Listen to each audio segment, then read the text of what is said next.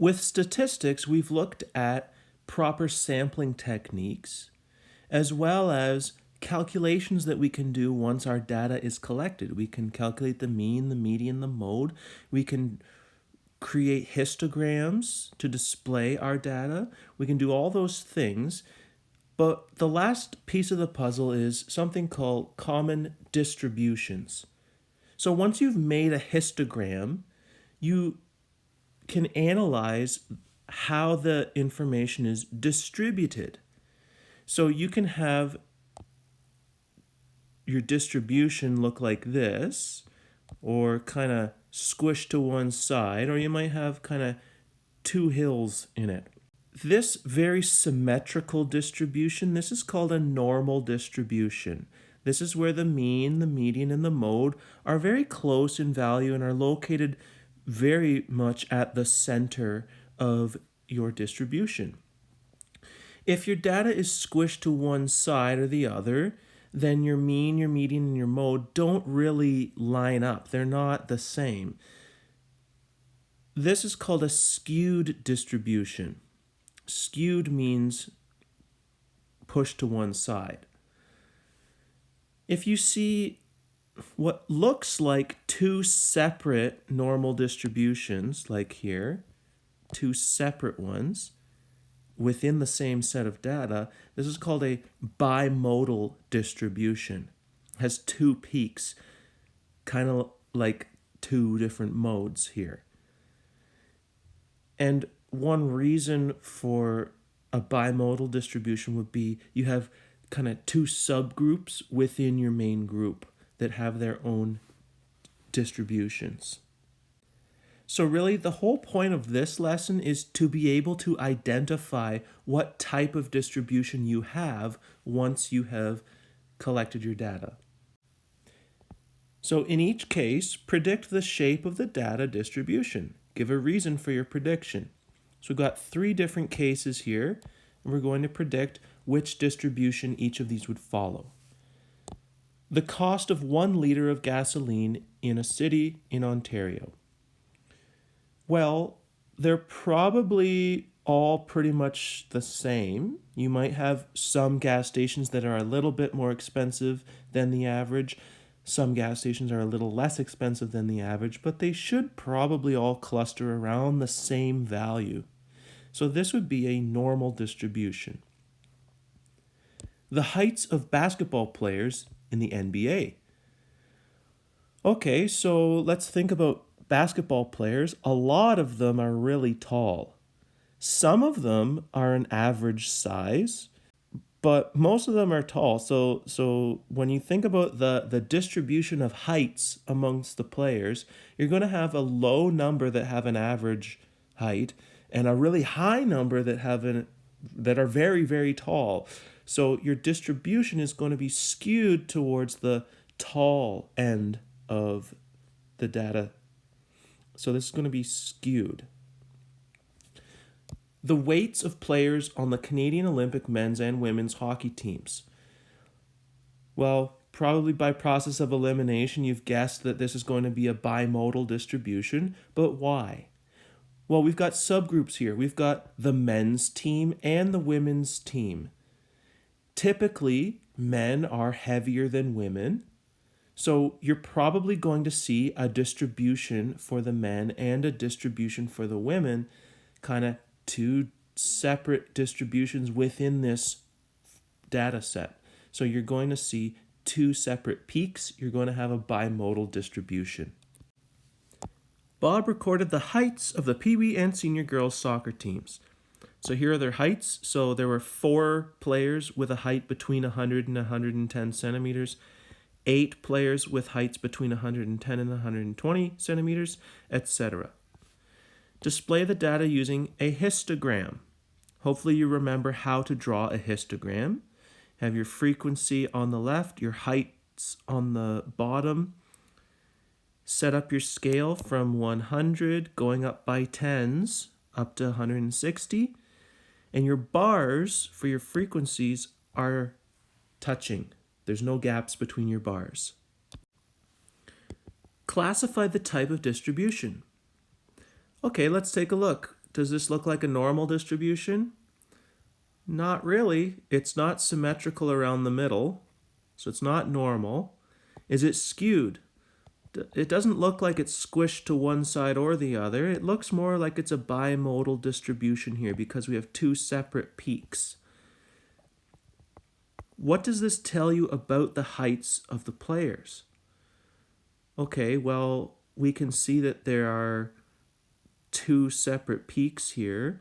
So probably what's going on here is that there is an average height for the peewee players and an average height for the senior players. Two separate distributions. So we can conclude that the peewee players are shorter than the senior players on average. Estimate the mean, the median, and the mode. Okay, mode is easy because we have the frequencies right here. Mode is the value that occurs most often. Well, most often occurring, that's the highest frequency. So that's this peak and this peak. But this is a range here, 110 to 120.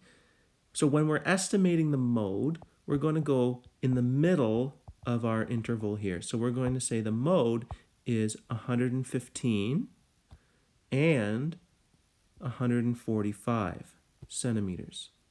The median will be the very middle of all of these values. So if we look at all these, well, there's 4 plus 8, that's 12, 15, 19, 27, 29 values in our list.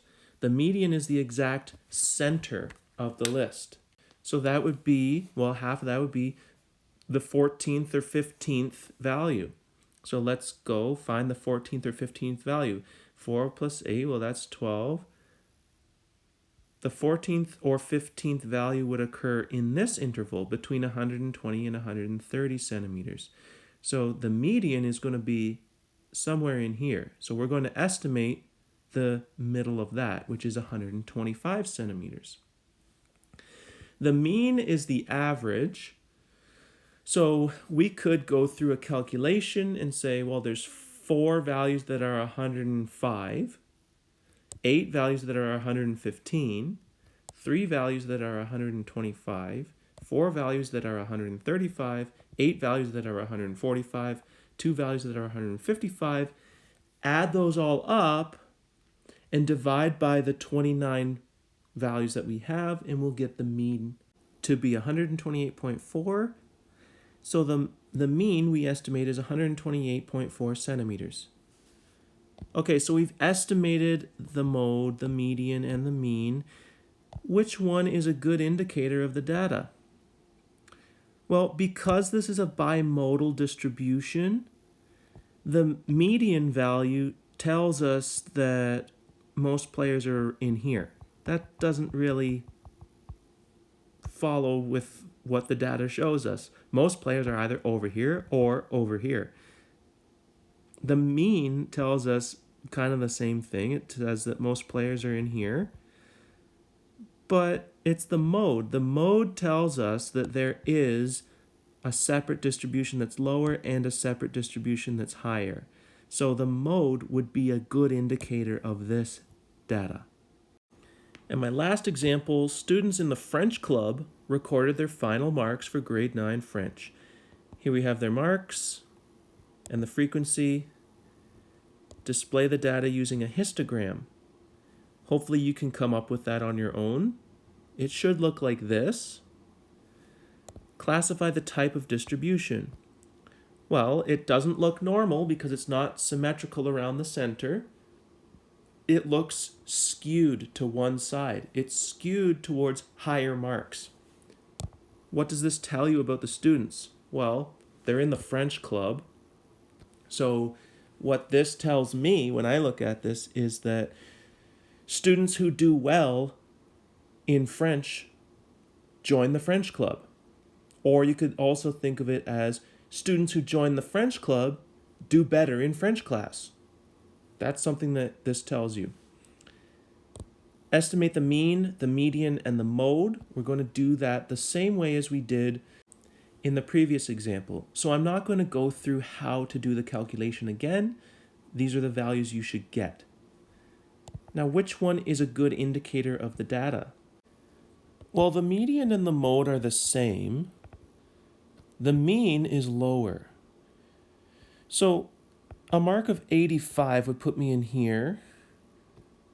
The mean of 82.9, that's still in the same interval, but it's a little bit lower, which kind of shows us that there are people in the French club who have lower marks because the average is a little bit lower.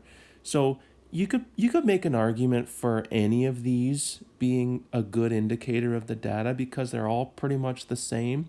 They all put you in the same interval between 80 and 90. But I would argue that the mean is the best one because it indicates that there are lower marks that are bringing the average down.